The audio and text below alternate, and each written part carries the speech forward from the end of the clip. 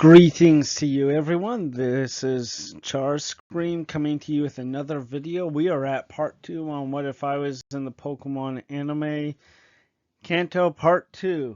First off, what do you think of this new background? It's still a work in progress, but it is something. This is easier for me to make and work with. Not perfect. I'm still working on it. Being a YouTube channel content creator is hard. You have to work with what you have and what you know. So I'm still learning, but this is different than before. So we'll see what happens. And yeah, I like it. I like it. It's new. It's easier for me to do, and yeah. It's definitely a lot better than the one with the tiny Charizard in the right hand corner, although I love Charizard, it did not feel as well. It felt like a waste of space. It did not feel like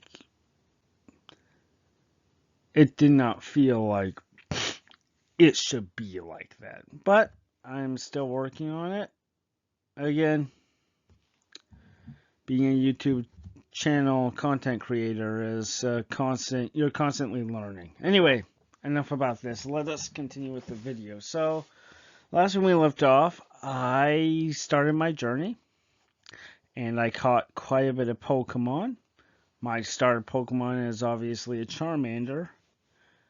And I have 8 points. And last when we left off, I encountered this boy. And this is we are at Viridian Forest, and then I confront a boy in samurai armor from the anime. This comes from the episode Challenge of the Samurai. So I look at him, and I said, and he asked, well, are you from Pallet Town? And I said, yes, I am. He had his sword out. My Pikachu had this look like he's ready to fight, and I said, what is this about? And he said, I challenge you to a Pokemon battle. And I said, well, you don't need a sword to do that. You can just tell me that. Very well, I accept.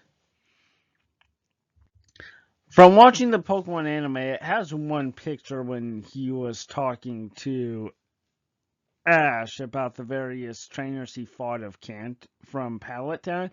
I can guess by looking at this, and I think that's Charmander doing a flamethrower, or I guess you can tell how well this is going to do.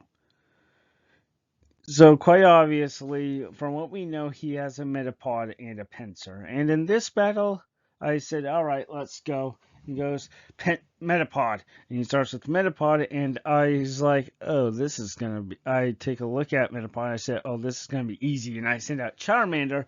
My Charmander comes out ready to go. And his Metapod will not last a second.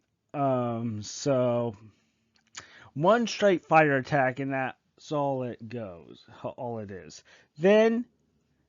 Um, then the samurai sent out Pinsir, and he said, "Careful, my bug Pokemon will crush your little lizard's body." And I said, "My Charmander looks a bit concerned." I said, "Come on, Charmander, you can take this, squash this insect."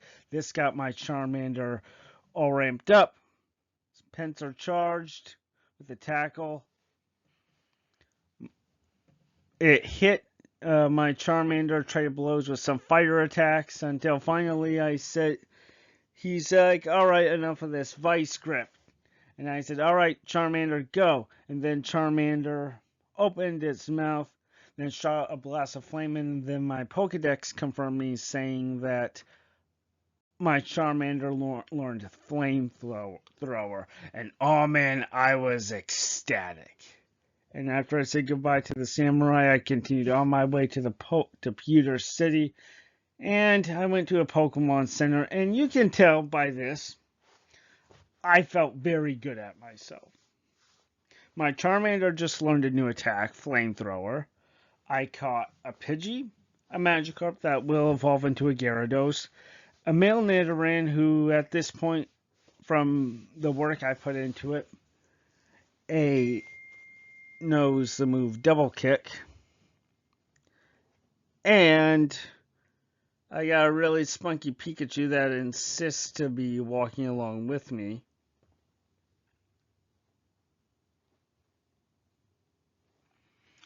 And for extra, I got a Caterpie.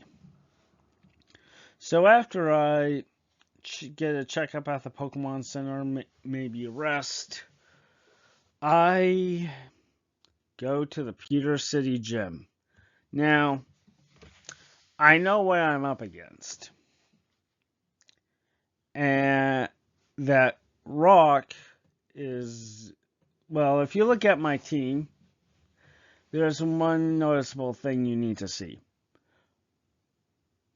Almost all of my team are bad against rock types. One on paper is good, but Magikarp is useless for now. And Pikachu doesn't do much since Brock's rock types are also ground types. So there is that. And this, I'm going by what is seen in the anime at the current time. And at this time, Charmander does not have Metal Claw. Not yet. That comes in later versions. Fire Red, Leaf Green. And so, yeah. Otherwise, I would have taken the time to have Charmander learn Metal Claw before we decide to come in. But I was feeling reasonably confident, and I strolled in, and I saw Brock, the leader of the Pewter City Gym, and he said, "So, who are you?" I said, "My name is Philip. I am here to battle you. I'm a trainer from Pallet Town." And he said, "Are you certain you want to?" Then he looked at the Pikachu and asked, "How long have you had that Pikachu?" And I said, not very long. And he said, "You have not seen any battles." And I said, "I faced off against some trainers on the way here. So yes, besides, I'm not using him. I have another Pokemon in mind." And he said, "Very well. I, Gym Leader Brock, accept your challenge." Then we all got to the battle arena. I get ready, he gets ready, and first he sends out Onix. Onix! I consulted my Pokedex and I said, right, Onix is a rock type. Go. Nidoran. My Nidoran came out, ready to go. Took a look at the rock snake and looked back at me rather warily, sort of like, "Are you serious?" And I said, "Relax, you're fine." And on it, and Brock said, "Are you certain about this?" And I said, "I am certain about this." And I called for a double kick. Nidoran rushed in, scored a hit on Onix. And I said, "Okay, it's going," and from my perspective, I was like, "Okay, things are going very well." And then Brock said, "Not so fast. Onix, tackle." Onix tackled my Nidoran male, and he said, "All right, now bind it." So Onix essentially wrapped around its body around my Nidoran, and my Nidoran fainted. And I had to look like shock on my face. And Brock said, "Well, what is your next Pokemon?" And think carefully. And my Pikachu said to me, "You know what? That was the dumbest. Like you if this would go Pika Pika Pika Pika Pika." But in translation, he would say to me, "You know what? That's the dumbest thing you've ever done." And I said, "What? It's the best plan that I had." And he goes, "Well, it did not work, did it?" I goes, "Would you like to go next?" And he said, "I would if I could have uh hit it and done damage to it." And Brock then said, "Enough. are you going to make a choice now or not? I said, all right, fine. Then I sent out Charmander.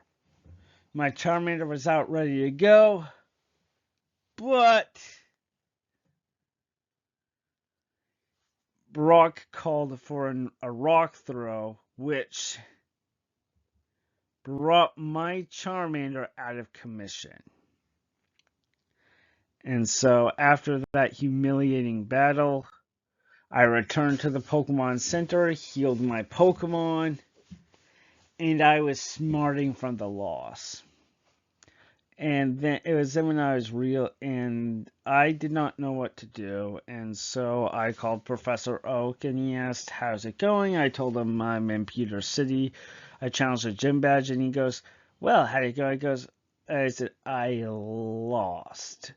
And he says, "Oh, that's okay. All trainers lose from time to time." I said, "No, you don't understand. I lost. My plan was on paper to use Nidoran and his fighting attack double kick to do the damage. He scored a hit, but he lost. I did not know what to do after that." And I told him what happened, and then he thought for a moment, and he asked, "So, Philip, how did you prepare? Did you train?" And then I thought for a moment, and asked him, "We fought and practiced. We battled other trainers and wild Pokemon, but how do you train?" And Professor Oak said, that is a question. And I asked for a few pointers from him. And that night, I thought for a moment, after doing some research. I In that night, I gathered all my Pokemon around and I told them this. And I put them all around me. Pidgey, Charmander, Pikachu, Magikarp. Of course, I probably would have Magikarp on my lap and too urgent to calm down. Caterpie and Nidoran. And I said, all right, guys, listen up. We lost. We made bad mistakes. We're going to train harder than ever before. I am with you guys. Let us all make this work. Let us work together, okay? Let us commit to work hard so we can do as well as each other. We are a team, so let's work together. We lost, yes, but that doesn't mean it's the end for us. Are you with me? And then, are you with me? PQ is like Pika, then my Charmander is like Cha. That means, yeah, ready to go. And when my Pokemon said, yeah, we're ready for it. And, well, next day we started to train. And how we trained was, well, it was trial and error because I did not know how to train except for listening from others. So basically it was practicing attacks, practicing moving around, practicing with each other, practicing against stationary targets, and practicing against wild Pokemon and training and battling each other. I would even work on Magikarp, even though Magikarp could not do very much, but there is but even though not much can still help out. I mean, at the very least, Magikarp could swim around, and that can work for a start. I was trying to get it to learn Tackle, having it fight mock battles with Caterpie, and having everyone train harder. I would also take my team of 4 Pokemon to the Pewter City Museum of Science, where we would see various artifacts throughout history, including a shuttle exhibit, a meteorite, and 2 skeletons that caught my eye. This one and this one. The plaque said it was a Kabutops and an Aerodactyl, 2 Pokemon that were extinct but lived in prehistoric times. However, I knew there were ways to restore these Pokemon so you can use them. And it was in that moment where I thought to myself, I am going to get me some of those.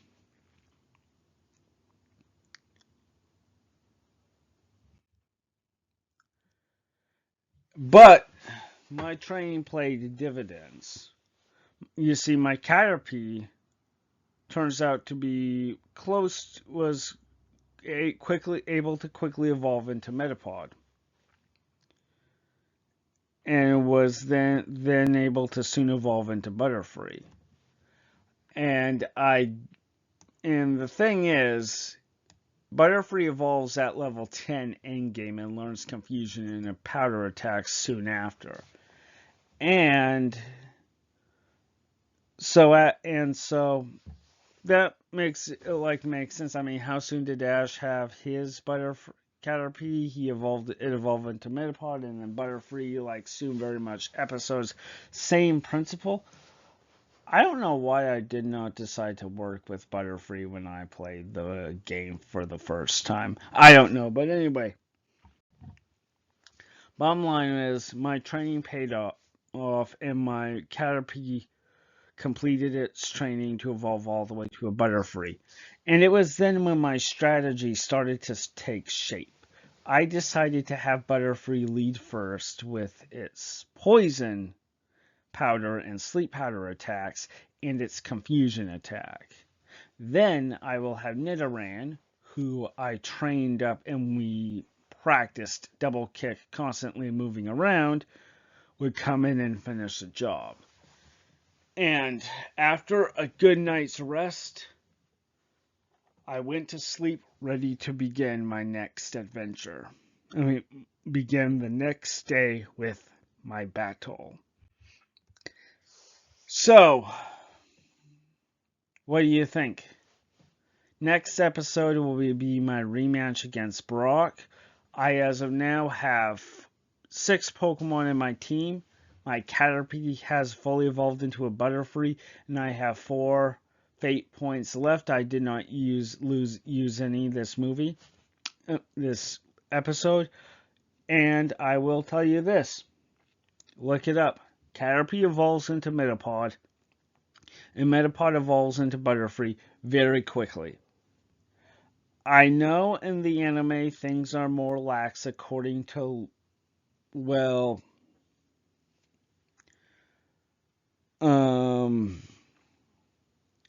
levels and moves and such. I get that.